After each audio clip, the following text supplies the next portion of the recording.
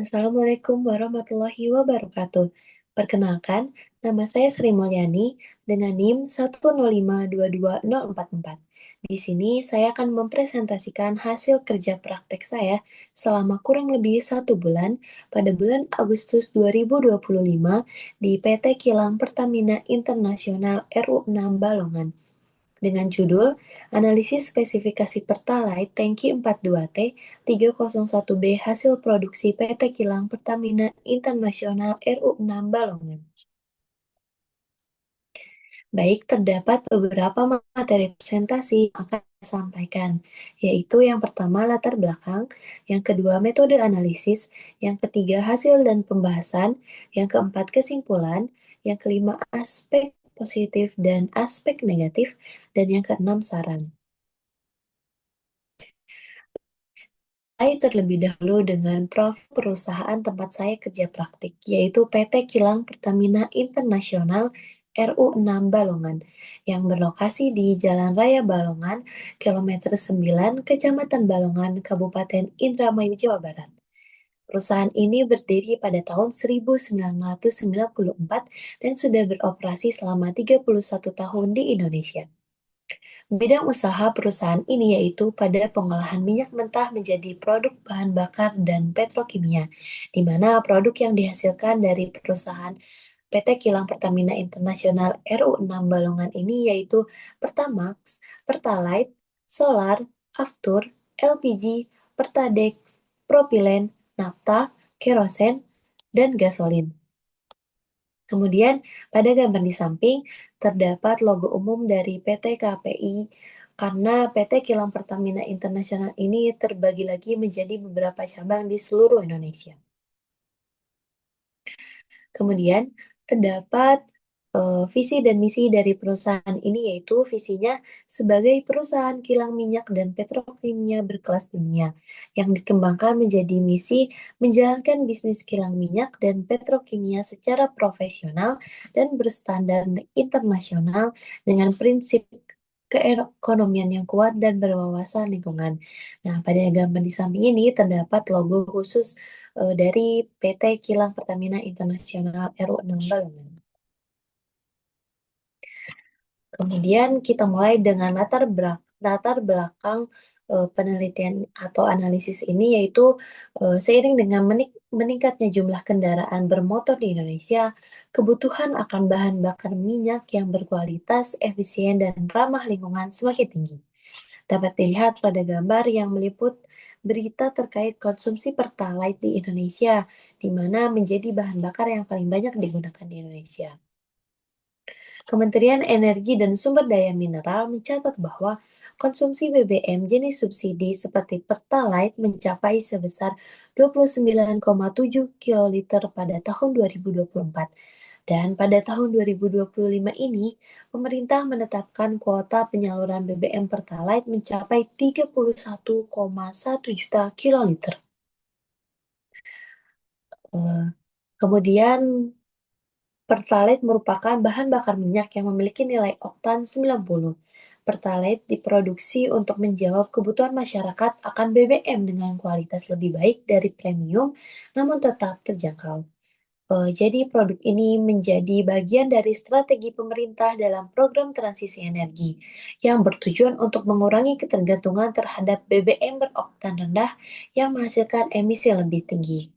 Kemudian dalam proses produksinya, pengendalian mutu menjadi aspek yang sangat penting untuk memastikan setiap produk memenuhi standar yang berlaku, baik secara teknis maupun regulasi pemerintah.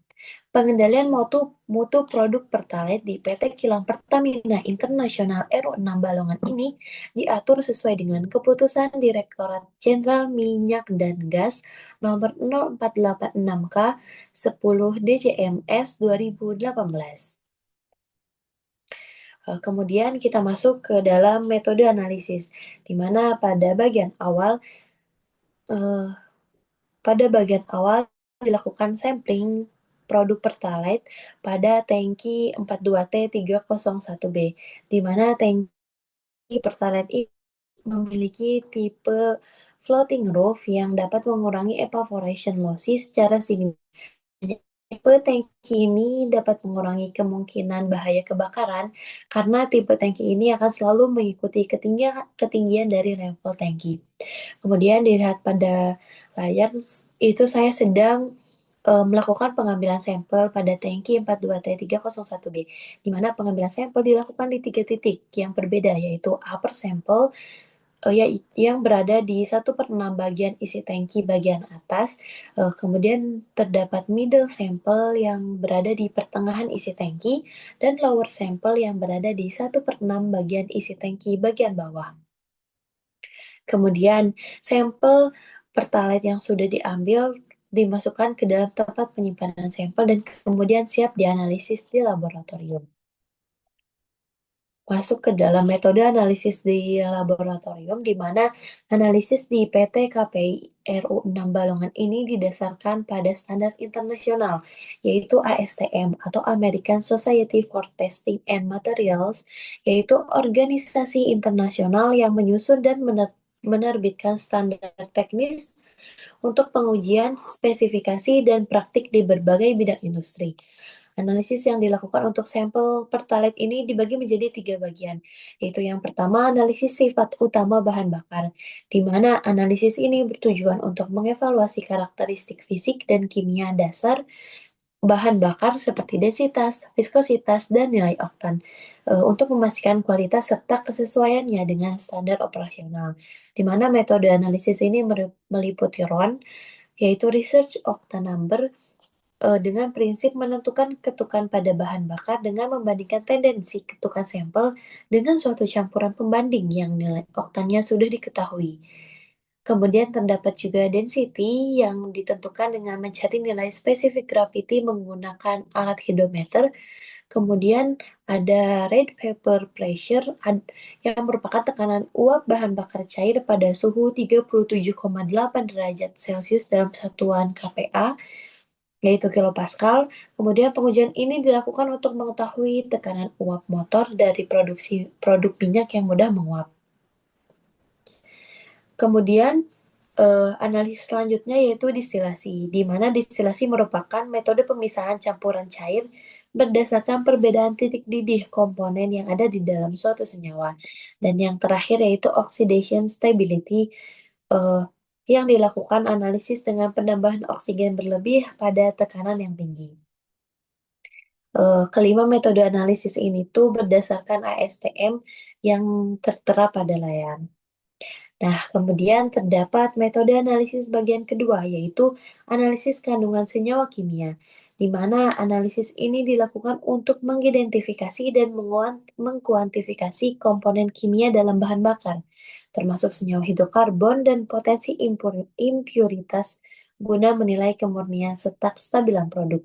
Di mana analisis yang pertama yaitu terdapat sulfur content. Sulfur content ini dianalisis menggunakan alat WDXRF atau Wavelength Dispersive X-ray Fluorescence Spectrometer, di mana prinsip kerja dari instrumen ini yaitu penentuan konsentrasi unsur berdasarkan panjang gelombang yang dipancarkan kembali setelah suatu sampel diradiasi dengan sinar X. Kemudian analisis yang kedua yaitu merkaptan sulfur. Merkaptan sulfur ini dilakukan untuk menganalisis komponen sulfur organik yang terdiri dari senyawa hidrokarbon yang mengikat gugus SH dengan metode titrasi potensiometri menggunakan automatic titrator. Kemudian analisis selanjutnya yaitu lead content dan metal content, di mana pada metal content dianalisis logam mangan dan ferrum. Analisis ini dilakukan dengan alat AAS atau Atomic Absorption Spectrometry, di mana prinsip kerjanya yaitu menganalisis untuk menentukan konsentrasi unsur logam dalam sampel berdasarkan kemampuan atom bebas menyerap cahaya pada panjang gelombang tertentu. Kemudian analisis selanjutnya yaitu analisis kandungan oksigen, olefin, aromatik, benzenat dengan kromatografi gas yang berprinsip eh, yang merupakan teknik pemisahan senyawa berdasarkan perbedaan volatilitas dan interaksi komponen sampel dengan fasa diam pada kolom. Analisis yang ketiga yaitu analisis visual, di mana Analisis visual, kontaminan, dan material compatibility, di mana analisis ini dilakukan untuk mengidentifikasi komponen kimia dalam bahan. Di mana analisis ini dilakukan untuk melihat visual dari bahan bakar, ketahanan dari bahan bakar, serta kontaminasi yang mungkin terjadi pada bahan bakar tersebut. Di mana terdapat beberapa analisis. Yang pertama yaitu existent gum. Existent gum ini dibagi menjadi dua, yaitu ada wash gum dan unwashed gum, dengan prinsipnya yaitu mengukur jumlah residu non-volatil yang tertinggal pada sampel bahan bakar, diuapkan pada kondisi terkendali dengan tadi ada dicuci dan tidak dicuci. Kemudian terdapat analisis sedimen, di mana analisis sedimen ini digunakan untuk mengetahui kebersihan dari produk gasolin dengan metode gravimetri dan penyaringan kontaminan partikulat. Kemudian terdapat analisis color and appearance, digunakan untuk melihat warna dan kejernihan dari sampel pertalite secara visual. Jadi, pada analisis ini tidak berdasarkan dengan ASTM. Kemudian analisis yang terakhir yaitu corrosion copper strip pada pada 3 jam 50 derajat Celcius, di mana korosi ini eh, dilakukan dengan metode merendam strip tembaga yang telah dipoles halus ke dalam sampel bahan bakar untuk selama 3 jam untuk melihat ketahanan dari bahan bakar tersebut. Nah, kemudian kita lanjutkan kepada hasil dan pembahasan yang telah diperoleh dari analisis-analisis yang telah dilakukan. Di mana yang pertama terdapat hasil dari research octa number.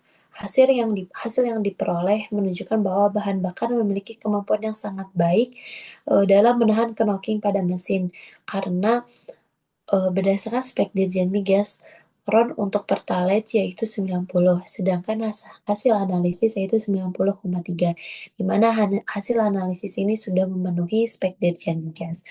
Eh, Nilai oktan ini menandakan bahwa nilai oktan 90 ini menandakan bahwa 90% pada bahan bakar tersebut merupakan volume isooktana dan 10% merupakan volume N-heptana, di mana Pertalite ini mampu menahan knocking dengan baik. Nilai ini mengindikasikan performa pembakaran yang stabil dan sesuai dengan spesifikasi yang ditetapkan, sehingga bahan bakar aman digunakan untuk mesin dengan rasio kompresi tinggi tanpa menimbulkan detonasi dini. Kemudian yang kedua yaitu oxidation stability, di mana spek sesuai Dirjen Migas yaitu 360 menit, dan hasil analisis menunjukkan bahwa bahan bakar tahan oksidasi lebih dari 365 menit. Maka bahan bakar ini dapat disimpan dalam waktu yang lama dan menunjukkan bahwa bahan bakar memiliki ketahanan yang sangat baik terhadap proses oksidasi. Hal ini berarti bahan bakar tidak mudah mengalami degradasi selama penyimpanan, sehingga kualitasnya tetap terjaga dalam jangka waktu tertentu dan risiko pembentukan endapan dapat diminimalkan. Kemudian yang ketiga terdapat sulfur content, di mana sesuai dengan spek Dirjen Migas, maksimal sulfur content yang diperbolehkan yaitu 0,05, sedangkan sedangkan sedangkan untuk hasil analisisnya yaitu 0,0060% M per M, di mana sulfur dapat menyebabkan polusi udara dari gas SO2 yang menyebabkan hujan asam, sehingga kandungan sulfur yang tinggi dapat menyebabkan korosi mesin. Kandungan sulfur yang rendah sangat penting karena dapat mengurangi emisi gas buang berbahaya, menekan potensi hujan asam, serta mencegah terjadi korosi pada komponen mesin dan sistem knalpot. Kemudian analisis yang selanjutnya yaitu merkaptan sulfur, di mana berdasarkan spek Dirjen Migas, maksimal merkaptan sulfur yang diperbolehkan yaitu 0,002% M per M, sedangkan hasil analisis menunjukkan bahwa kadar sulfur di dalam bahan bakar yaitu 0,0012% M per N, di mana Hasil menunjukkan bahwa senyawa sulfur reaktif ini berada pada kadar yang aman. Hal ini bersifat penting karena merkaptan sulfur bersifat toksik, memiliki bau yang tidak sedap, dan membuat korosi. Dengan nilai yang rendah, bahan bakar menjadi lebih ramah lingkungan dan peralatan. Kemudian, analisis yang kelima yaitu kandungan timbal. Berdasarkan spek Ditjen Migas, seharusnya tidak diperbolehkan kandungan timbal di dalam mesin. Namun berdasarkan analisis terdapat hanya kurang dari 0,0025 gram per liter eh, timbal di dalam bahan bakar tersebut.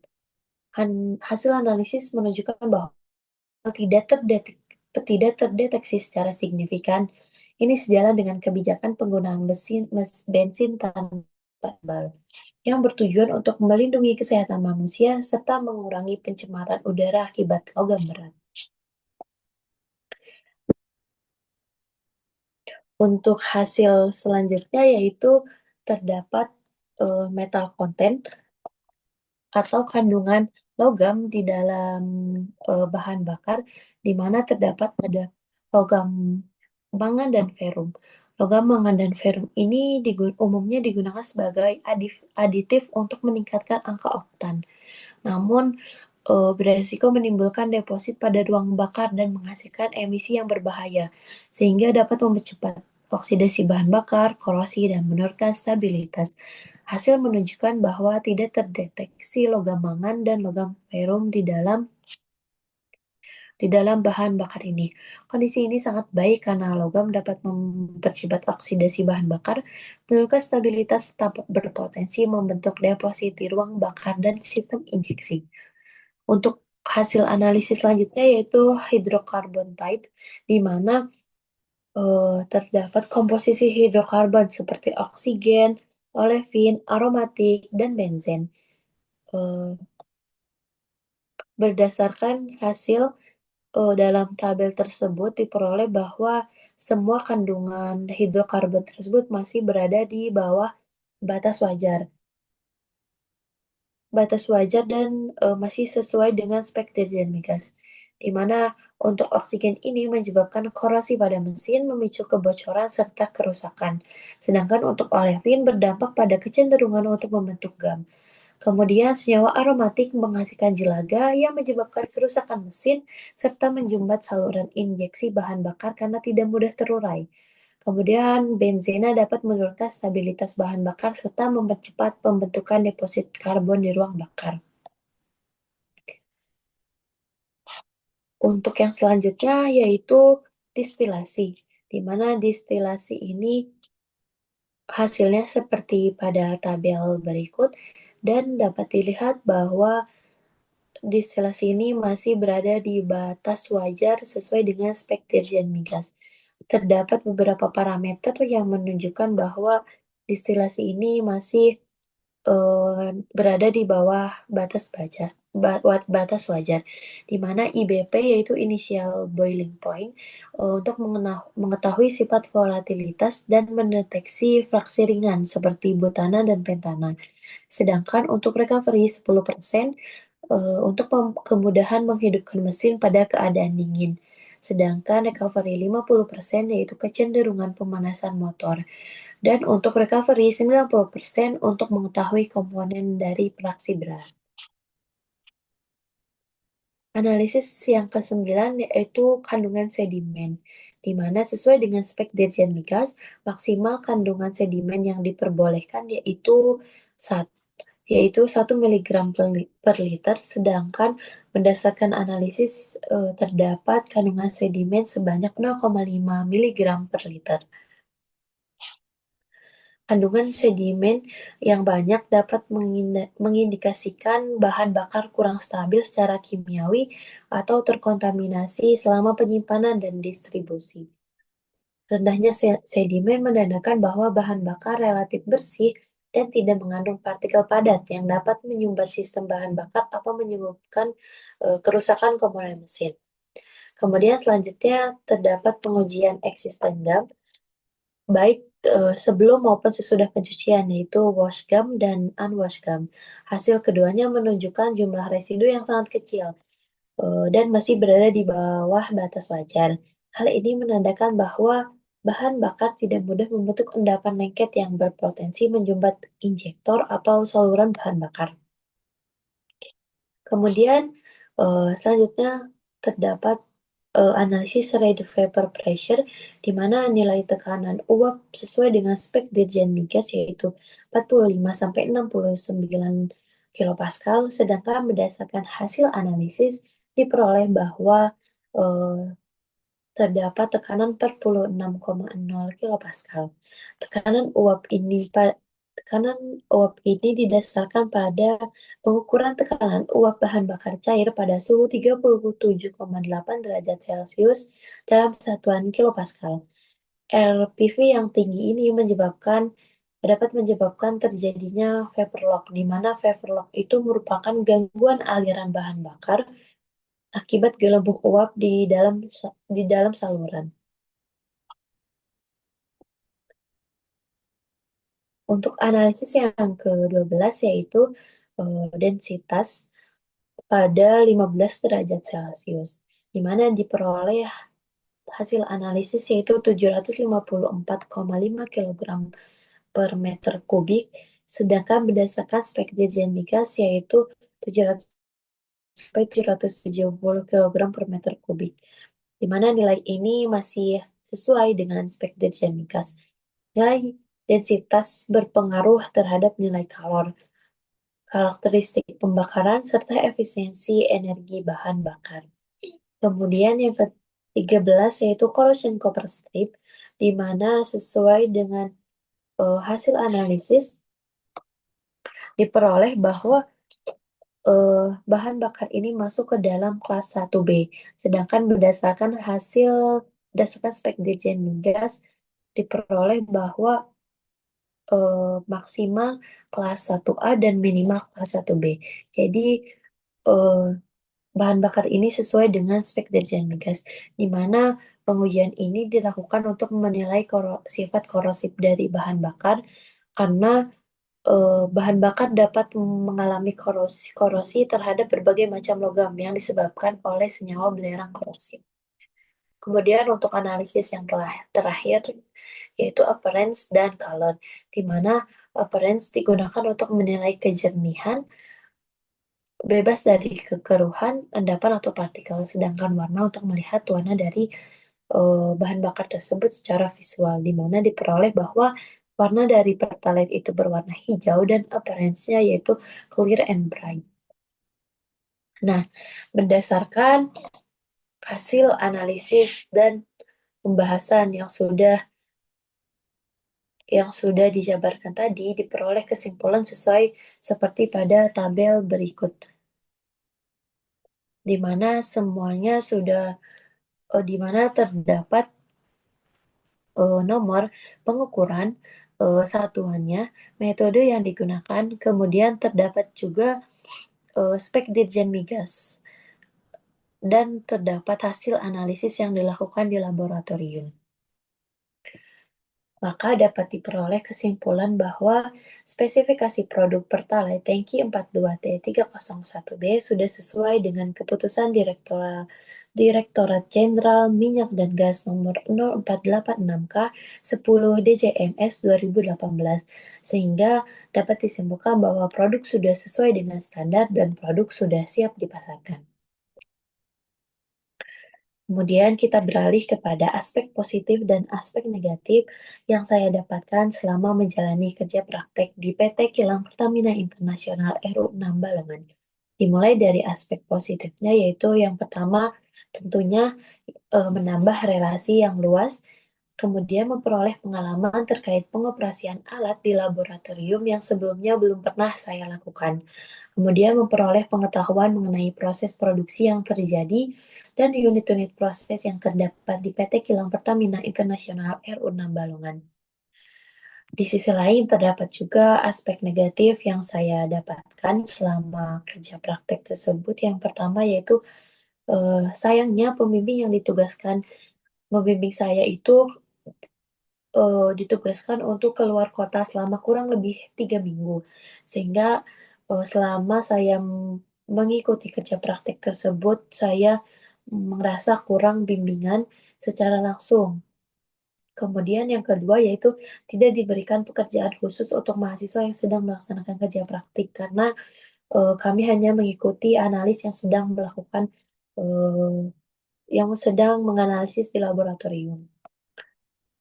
Berikut saran yang saya ajukan untuk keberjalanan kerja praktik di PT Kilang Pertamina Internasional RU 6 Balongan, yaitu mungkin dapat ditinjau kembali pembagian pembimbing untuk mahasiswa kerja praktik. Jadi, sehingga tidak terdapat pembimbing yang ditugaskan di luar kota. Jadi, jangan menjadikan pegawai yang ditugaskan ke luar kota menjadi pembimbing, mahasiswa kerja praktik tersebut. Baik, sekian yang dapat saya sampaikan mengenai presentasi hasil kerja praktik saya selama kurang lebih 1 bulan di PT Kilang Pertamina Internasional.